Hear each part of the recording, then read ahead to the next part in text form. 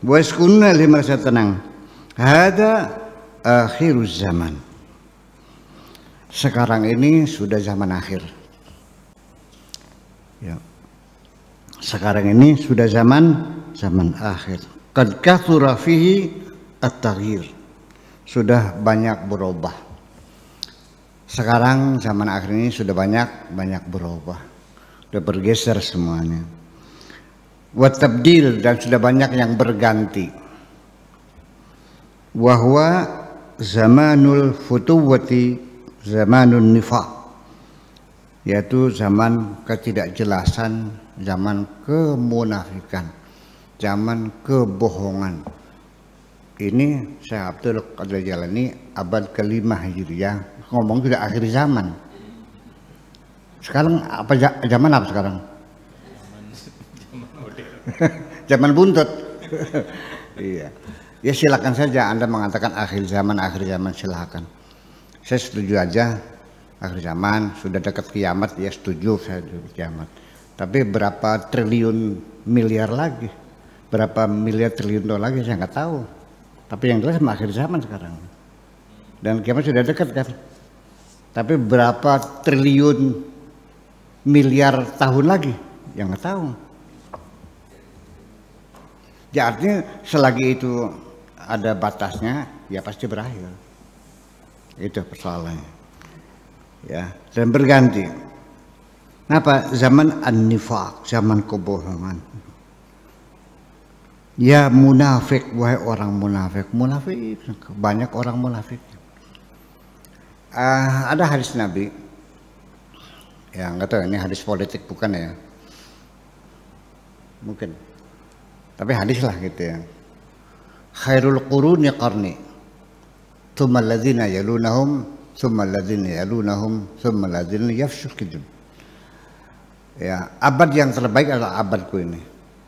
Kemudian abad berikutnya, kemudian abad berikutnya, kemudian abad berikutnya, kemudian abad di mana orang sudah banyak bohong semua. Yafshuh kidzub, hanya menyebarkan kebohongan semua. Ngomongnya hoax semua itu. Itu kata Kanjeng Nabi. Ya munafik, wahai orang yang munafik, anta abdud dunya. Hei munafik, kamu ini bukan hamba Allah, kamu ini hamba duit, kamu ini hamba jabatan, kamu ini hamba pangkat, kamu ini hamba harta, kamu ini hamba dunia, kamu ini hamba tahta, abdud dunya. Itu dunia artinya.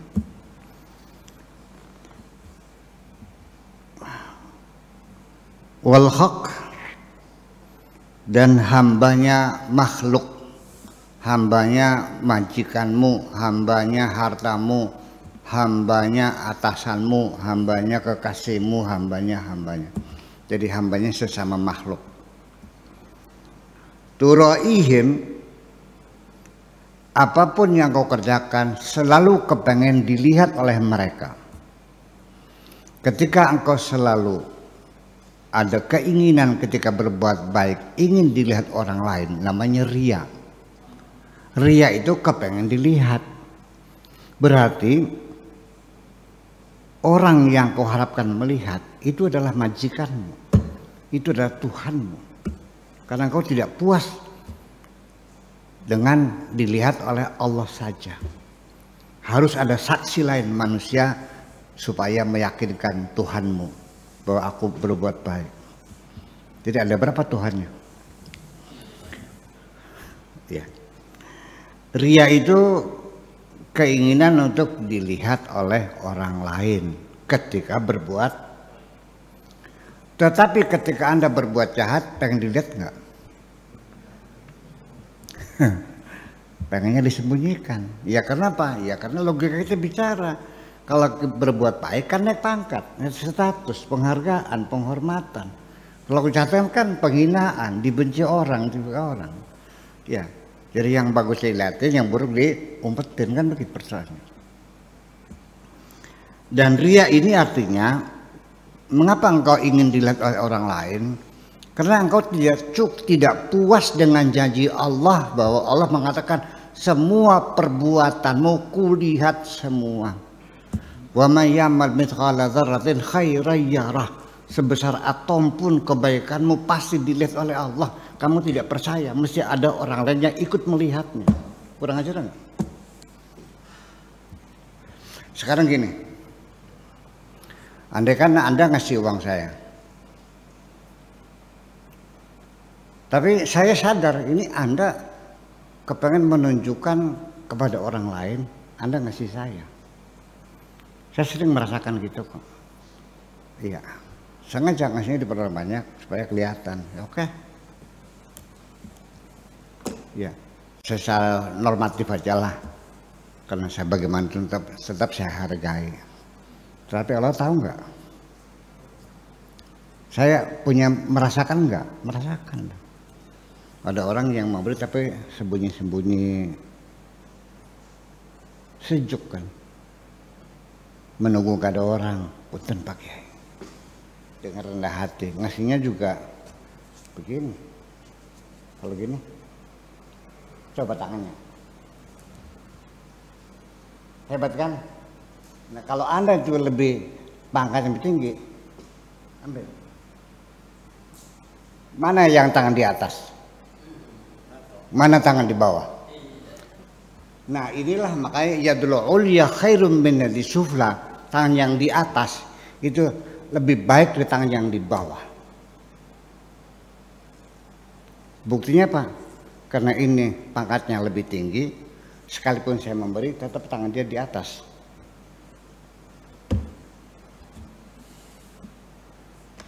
Masa ngasih sama kayak gitu? Oke. Saya kira seperti itu. Jadi artinya bahwa ada yang tersirat lagi. Sekalipun kau statusnya sebagai pemberi, tolong rendahkan hatimu. Paham nggak? Jangan muncul, lu gue beri nih. Mohon diterima. Silakan terimalah pemberianku. Aduh, kayak saya tadi menyerahkan musola tuh, mohon ditampi. Waduh, sombong kan? Mohon ditampi, bukan saya kasih ya. Mohon ditampi. Saya ngomongnya Pak, mau ditampi tah? Saya kasih. Tadi di musola tuh. Mohon ditampit, saya kasih. Ngomongnya, ya. Awal-awalnya kita mesti banyak belajar. Lama-lama menjadi kebiasaan berbicara rendah hati itu. Mesti belajar juga. Mohon ditampit. Iya. Jadi ketika memberi itu ada kerawanan.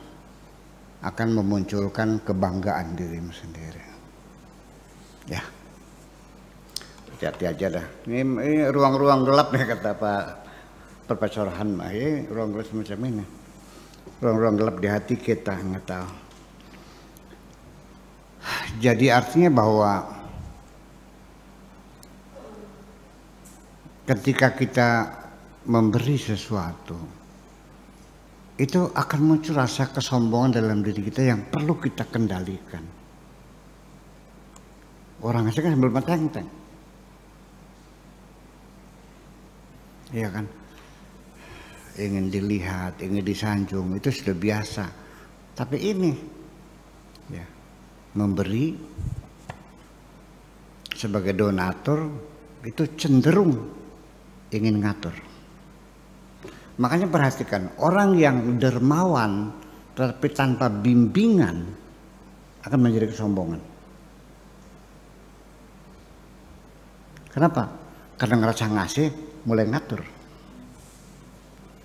Seorang donatur tuh hawanya pengen ngatur kok. Sadar nggak? Itu persoalannya.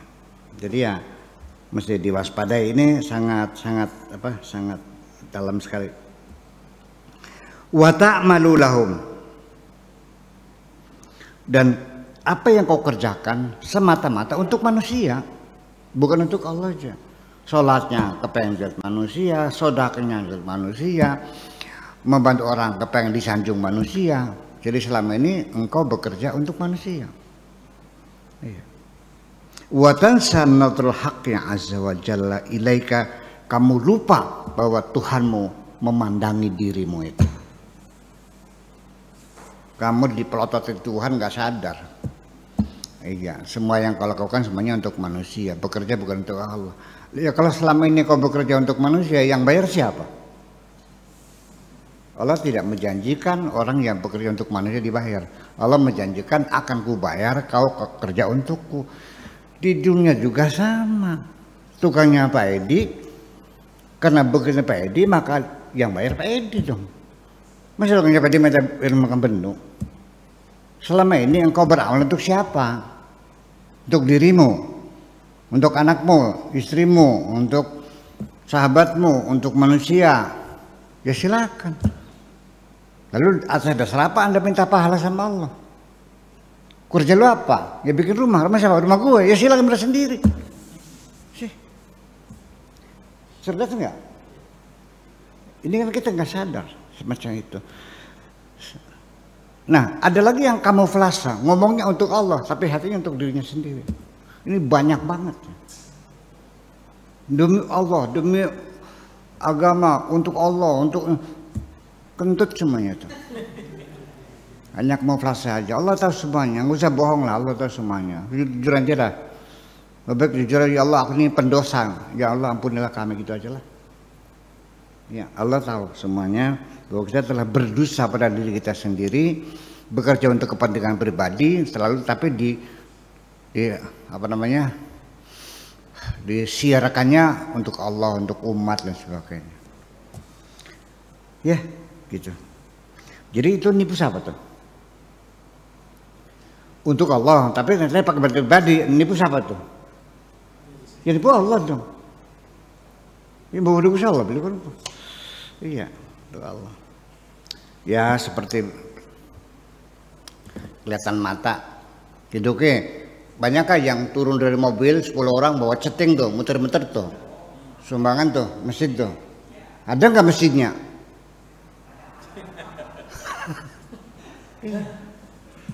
Sodako jadi apa? Itu, mata sumbangan nanti udah pakai pribadi, begitu. Capek mikirnya tuh. Sumbangan pakai pribadi. Iya, makanya kan sekarang kan makin pintar orang yang donatur kan makin pintar. Sumbangan di mana? Sendiri. Tanahnya di mana? Wakaf bukan? Iya dong. Ya kalau pribadi kan pribadi. Nanti kan dijual sama anaknya. Sampai begitulah prosedurnya. Ini sudah dibicarakan dari dulu begini nih. Lah Syekh Abdul Qadir Al-Jailani bekerja untuk dirinya, tapi bilangnya untuk Allah. Tadharu annaka ta'malu lil akhirah.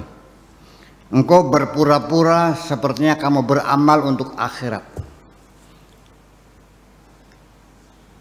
Wa kullu amalika wa qasdika lid dunya. Padahal amalmu, tujuanmu untuk dunia. Ngakunya akhirat, sanggup ibadah. Kan?